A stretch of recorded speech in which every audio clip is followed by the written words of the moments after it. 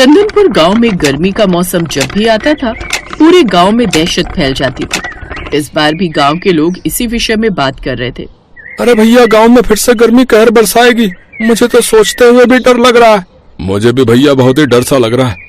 जितना सुंदर और हरियाली से भरा हमारा चंदनपुर गांव अभी है, कुछ दिनों बाद जब गर्मी पड़नी शुरू होगी तब हमारा पूरा गांव जो है सूख जाएगा भैया। और हर बार ऐसा ही होता है। हमें तो साया दिन सबकी आदत सी हो गई है। चंदनपुर गांव पहले ऐसा नहीं था। यहाँ पर हर मौसम में हरियाली ही रहती थी, पर पिछले 20 सालों से जब भी गर्मी पड़ती है, चंदनपुर गांव में अकाल पड़ जाता है। गांव के खेत खलिहान गर्मी से झुलस जाते हैं। सारे नदी तालाब कुएं सूख जाते हैं। लोग पानी की एक एक बूंद को तरस जाते हैं। जानवर भी चंदनपुर गांव की गर्मी को सहन नहीं कर पाते। वे भी गर्मी में बिना पानी के तड़पने लगते हैं। नहीं, मुझे मत रोको, मैं गांव के बाहर वाले कुएं से पानी लेने जरूर जाऊंगी। अरे मेरे बच्चे प्यास से तड़प रहे हैं। जब उस कुएं में पानी है तो कोई लाने क्यों नहीं देता? पता है पूरा गांव सूख चुका है, बस एक वही कुआं है जिसमें पानी है। हम सभी को मिलकर उस कुएं में से पानी लाना चाहिए, वरना हम प्यास से तड़प तड़प कर मर जाएंगे। अरे नहीं नहीं सरला बहन, हम उस कुएं में से पानी नहीं ला सकते। अगर हम उस कुएं से पानी लेने गए तो वापस नहीं लौटेंगे, बता रहा हूँ। तो क्या करूँ? अपने बच्चों को प्यास से तड़पने दूं? माँ, पानी, बहुत प्यास लगी है। माँ, गला सूख रहा है। मैं अब नहीं रुक सकती, मैं उस कुएं से पानी जरूर लाऊंगी। सरला जैसे ही पानी लेने के लिए गांव के बाहर वाले कुएं की तरफ दौड़ती है, तभी सूरज आ जाता है। सूरज उसी गांव का एक होनहार लड़का था। वो अपने परिवार के साथ साथ पूरे गांव के बारे में भी बहुत सोचता था। उसे भी हमेशा इसी बात की चिंता रहती थी कि गर्मी आने पर उसका गांव कितना बेहाल हो जाएगा। सरला चाची रुको, मेरे पास पानी है। ये लो, दीपू को पानी पिला दो। पर सूरज, अगर तुम ये थोड़ा सा बचा हुआ पानी हमें पिला दोगे तो तुम्हारे परिवार के लोग कैसे पानी पिएंगे? पानी तो खत्म हो जाएगा। चाची, आप पहले दीपू को पानी पिला दो, बाकी सब बाद में देखा जाएगा। सूरज के पास थोड़ा सा पानी बचा हुआ था। वो सरला ने अपने बेटे दीपू को पिला दिया। बहुत बहुत धन्यवाद सूरज बेटा, तुम सचमुच इस गांव के बारे में बहुत सोचते हो। तुम बहुत दयालु और अच्छे इंसान हो। धन्यवाद चाचा। सरला को पानी देकर सूरज घर लौट आया। अरे तू पागल है क्या? थोड़ा सा पानी रखा था घर में, वो भी गांव वालों में बांट आया। अब हम सभी को प्यास लगी है, बता कहाँ से पानी लाएंगे? माँ, मुझे बहुत जोरों की प्यास लगी है। भैया सारा पानी देकर आ गए, अब मैं कहाँ से पानी पीऊं? सूरज, तू इतना अच्छा बनता है गांव वालों के सामने, है? अपने परिवार के लिए भी अच्छा बनना सीख। कोई अपने घर का पानी, वो भी उस समय जब गर्मी चंदनपुर गांव पर कहर बरसा रही है? तू गांव वालों को बांट आया। चिंता मत करो, मैं जा रहा हूँ इस गांव को श्राप से मुक्त करवाने का कोई उपाय ढूंढने। पागल हो गया है क्या? आज तक कोई भी इस गांव को श्राप मुक्त नहीं कर पाया, तो तू कैसे उपाय ढूंढ कर लाएगा? ढूंढने की कोशिश करने में क्या जाता मैं। और हाँ, मैंने सारा पानी गांव वालों को नहीं दिया था। थोड़ा पानी मटके में अभी भी रसोई में रखा है। कुछ दिन वही पानी पीकर गुजारा कर लेना। मैं जल्दी लौटूंगा माँ। बापू, मैं जानता हूं आप मेरे से नाराज हो, पर इस गांव के लोग भी तो अपने इस नजरिए से सोचो और मुझे आशीर्वाद दो कि मैं इस गांव को श्राप मुक्त करने का उपाय लेकर ही लौटूं। सूरज के माता पिता दोनों उसे आशीर्वाद देते हैं और फिर सूरज गांव को श्राप मुक्त करने का उपाय ढूंढने के लिए निकल पड़ता है। चलते चलते सूरज एक गांव में पहुंचता है। सूरज देखता है कि गांव में बहुत भीड़ लगी हुई है, लोग शोर मचा रहे हैं। सूरज इसका कारण पूछता है। भैया, ये कैसा शोर है? अरे नए आए हो क्या गांव में? अरे एक राक्षसी को जिंदा जला रहे हैं ताकि इस गांव को उस राक्षसी के साए से बचाया जा सके। राक्षसी? सूरज आगे बढ़कर भीड़ के पास जाता है। जमींदार साहब, हम पर दया कीजिए। चंपा हमारी इकलौती औलाद है, इसे छोड़ दीजिए, हम इसे लेकर कहीं और चले जाएंगे। नहीं, हम इसे जिंदा छोड़कर अपने लिए मुसीबत खड़ी नहीं कर सकते। तुम्हारी बेटी 2 सिर वाली एक राक्षसी है, इसका जिंदा रहना हम सभी गांव वालों के लिए खतरा है। जला दो इसे जिंदा। जमींदार साहब रुकिए, आप ऐसे मेरी पत्नी को नहीं जला सकते। तेरी पत्नी? क्यों रे, तूने कब इससे शादी की? अरे माँ बाबूजी पहचाना? अरे नहीं नहीं, आप कैसे पहचानोगे? हम दोनों की तो रिश्ते की बात बचपन में पक्की हुई थी, बस 7 फेरे लेने ही तो बाकी है। मैं सूरज, पहचाना? आपके बचपन के मित्र रामलाल का बेटा। सूरज चंपा के पिता को इशारा करता है। अरे हाँ, ये तो हमारा दामाद है। अरे सूरज! वही तो। अब मेरी पत्नी को जल्दी से छोड़ दीजिए, मैं अपनी पत्नी को ब्याह कर ले जा रहा हूँ। सूरज ने चंपा को गांव वालों की कैद से मुक्त कर दिया और सबके सामने चंपा को अपनी पत्नी बना लिया। सूरज, मैं 2 सिर वाली हूँ। मैं जानती हूँ तुमने मेरी जान बचाने के लिए झूठा नाटक किया था, पर अभी भी समय है, तुम चले जाओ। मैं अपने माता पिता के साथ इस गांव से कहीं दूर चली जाऊंगी। नहीं चंपा, अब मैंने फैसला कर लिया है कि मैं तुमसे ही शादी करूंगा। अगर मैंने तुम्हें ऐसे छोड़ दिया तो गांव वाले तुम सबको नहीं छोड़ेंगे। तुम्हें मेरे साथ सबके सामने इस गांव से विदा होना होगा। जा बेटी, सूरज बहुत अच्छा लड़का है। हमारे तो भाग्य ही खुल गए, सूरज जैसा दामाद मिला। सूरज चंपा को विदा करके अपने साथ लेकर चल पड़ता है। सूरज गांव लौट आता है। चंपा को देखकर सारे गांव वाले शोर मचा देते हैं। अरे जानकी, तुम्हारा बेटा तो श्राप से मुक्त करने का उपाय ढूंढने गया था, पर ये तो एक राक्षसनी को उठा लाया। बताओ। इसे देखकर सब डर रहे। अरे 2 सिर वाली इस राक्षसी को गांव से हटाना होगा। बस कुछ दिन की बात और है, मैं यहाँ से चला जाऊंगा अपने माता पिता और अपनी पत्नी चंपा को लेकर। आप सबको घबराने की कोई जरूरत नहीं है। चलो चंपा। गांव में पानी नहीं था। गर्मी से सब परेशान थे। चंपा सूरज से बोली, सुनिए, घर में पानी नहीं है, मैं कुएं से भर लाऊं? चंपा, यहाँ पानी अभी नहीं मिलेगा, हमें दूसरे गांव से ही लाना होगा। इस गांव में गर्मी का कहर होता है, जिस कारण हर गर्मी में हम ऐसे ही परेशान होते हैं। पर क्यों? ऐसा क्या कारण है इस गांव में गर्मी में इतनी परेशानी होती है? बहू, हमारे गांव को श्राप मिला हुआ है। आज से 20 साल पहले की बात है। इस गांव के पास एक छोटा सा बाग था, जिसकी रखवाली एक साधु बाबा करते थे। गर्मी के दिनों में साधु बाबा का वह बाग बहुत ही हरा भरा रहता था। गांव के जमींदार ने एक कारखाना लगाना था, इसी वजह से जमींदार ने उस बाग को उजाड़ दिया। वो समय भीषण गर्मी का था। साधु बाबा ने जमींदार को बहुत रोका।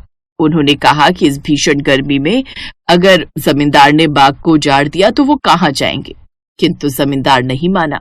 साधु बाबा ने क्रोध में श्राप दिया कि हर बार गर्मी इस गांव पर कहर बरसाएगी, और तभी से श्राप के कारण इस गांव पर गर्मी का बहुत बुरा कहर बरसता है। थोड़ा बहुत पानी जो बचा हुआ था, चंपा ने उसी से गुजारा किया। एक दिन चंपा गलती से गांव के बाहर बने उस कुएं के पास चली गई, जिसके पास जाने के लिए सबने सख्त मना किया हुआ था। अरे ये कुआं तो कितने शीतल जल से भरा हुआ है, फिर गांव के लोग गर्मियों में यहाँ से पानी क्यों नहीं लेते? शायद गांव के लोगों को इस कुएं के बारे में पता नहीं है। मुझे तो बहुत प्यास लगी है। हाँ, पहले पानी पी लेती हूँ, उसके बाद सभी गांव वालों को ये खुशखबरी दूंगी। चंपा ने कुएं में बाल्टी डाली और कुएं से पानी निकाल कर पी लिया। चंपा के साथ कुछ बुरा तो नहीं हुआ, पर अच्छा बहुत हो गया। चंपा का एक सिर गायब हो गया और चंपा सभी लोगों की तरह एक सिर वाली हो गई। तभी सूरज और उसके परिवार वाले उसे ढूंढते हुए आ जाते हैं। चंपा का एक सिर देखकर सब हैरान थे।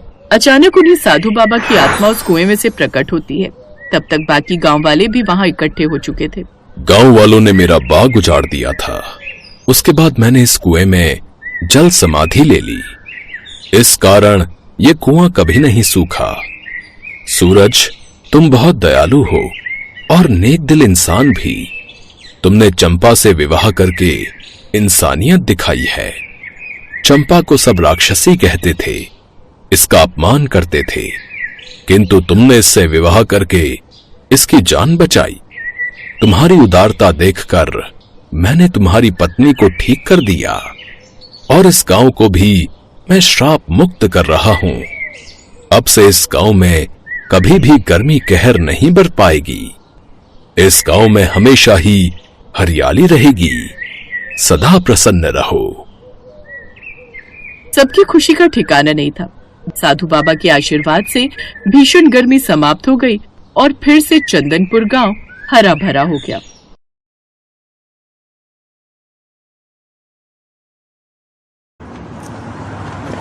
मम्मी, एसी ऑन कर दो, बहुत गर्मी हो रही है और मुझे बहुत जोरों की नींद भी आ रही है।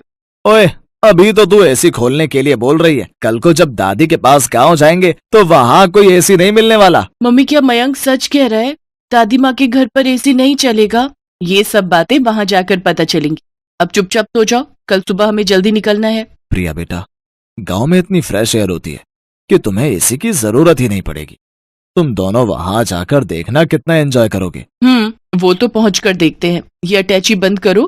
पूरे 3 महीने कैसे रुकेंगे, वो भी मई जून की गर्मी।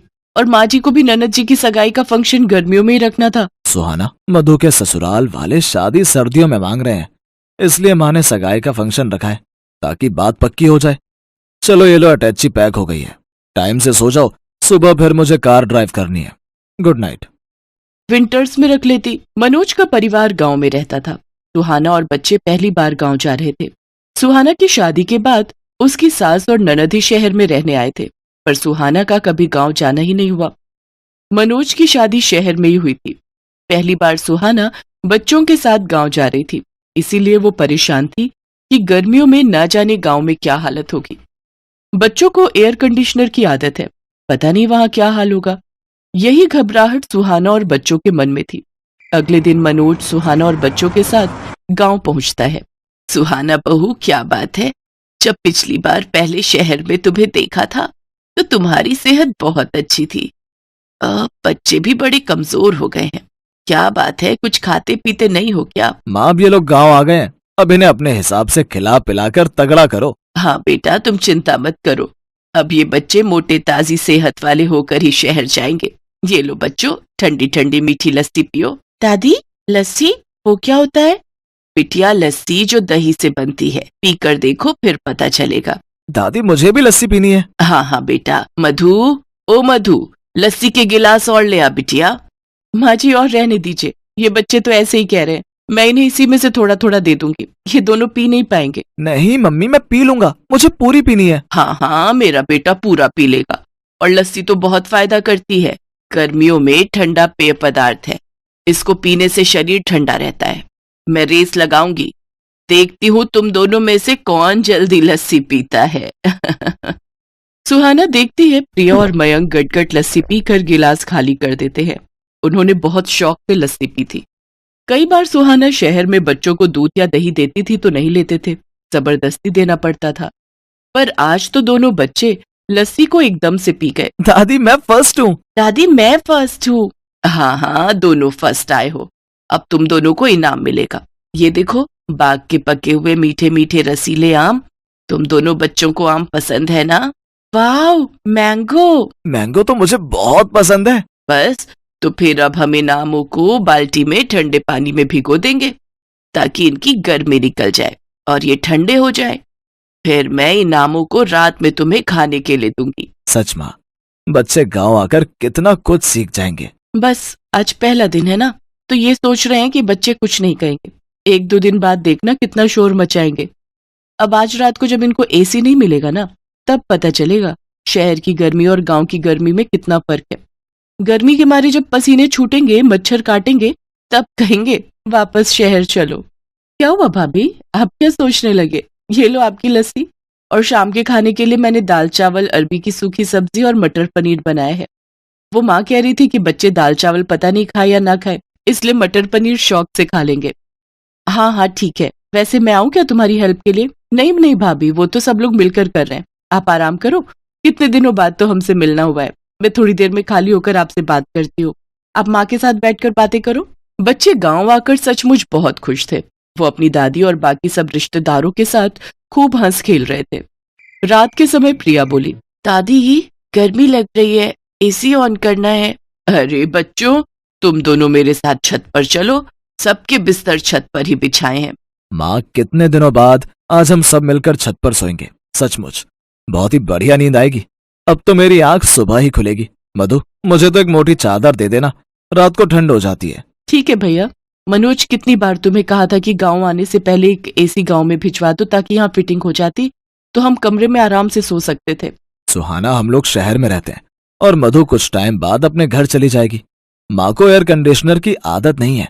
मैंने माँ को कहा था, पर उन्होंने कहा था कि वो कभी यहाँ रहती है, कभी हमारे पास शहर में, तो एयर कंडीशनर लगाने का फायदा ही क्या। यहाँ पर तो सब लोग छत पर ही सोते हैं, बहुत बढ़िया नींद आती है। यहाँ कोई नहीं चलाता एसी, सबको खुली हवा में सोने की आदत है। और देखो, बच्चे भी माँ के साथ कितने आराम से छत पर सोने चले गए हैं। सुहाना देखती है कि बच्चे छत पर अपनी दादी के साथ लेटे हुए कहानी सुन रहे थे और कहानी सुनते सुनते सो गए। सुहाना हैरान रह जाती है। कुछ दिनों बाद मधु की सगाई का फंक्शन बहुत अच्छे से हो जाता है। बच्चे जब तक गांव में रहे, उन्होंने एक बार भी किसी बात को लेकर जिद नहीं की। गांव की गर्मी का असर बच्चों पर बिल्कुल भी नहीं हुआ। सुहाना समझ जाती है कि उसकी सोच गलत थी। बच्चों ने गांव की गर्मी को खूब एंजॉय किया। जिस तरह शहर में गर्मी से बचने के मशीनरी साधन उपलब्ध हैं, उसी तरह गांव में गर्मी से बचने के प्राकृतिक साधन उपलब्ध हैं। वो खुश थी कि बच्चों को हर स्थिति में रहने की आदत हो गई, भले ही वो गांव में रहे या फिर शहर में।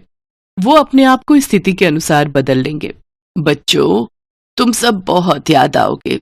अब तो तुम्हारे साथ रहने की आदत हो गई है। माँ, तो फिर आप और मधु शहर आ जाना, बच्चों को भी अच्छा लगेगा। हाँ बेटा, आऊंगी। थोड़ी गर्मी कम हो जाए फिर मैं जरूर आऊंगी। बच्चे कहाँ गए? रुको मैं देखती हूँ। सुहाना देखती है प्रिया और मयंक तो हैंडपंप के पास खड़े हुए ठंडे ठंडे पानी से मुंह धो रहे हैं और खुशी से उछल कूद कर नाच रहे हैं, मानो वो गर्मी के मौसम के साथ खुशी खुशी खेल रहे हो। ये लो बच्चों, और मुंह। सुहाना की आंखें खुशी से भर आती हैं और वो सबसे विदा लेकर आंखों में ढेर सारे सपने बटोरकर बच्चों और मनोज के साथ वापस शहर लौट आती है। पर शहर आने के बाद भी बच्चे गांव की बातें करते नहीं थक रहे थे।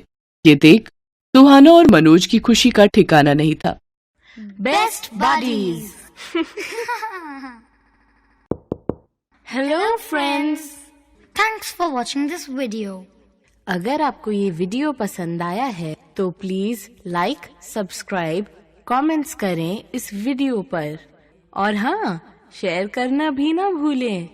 और भी मजेदार वीडियो देखने के लिए नीचे दिए गए बेल आइकॉन को दबाएं। देखते रहिए बेस्ट बडीज।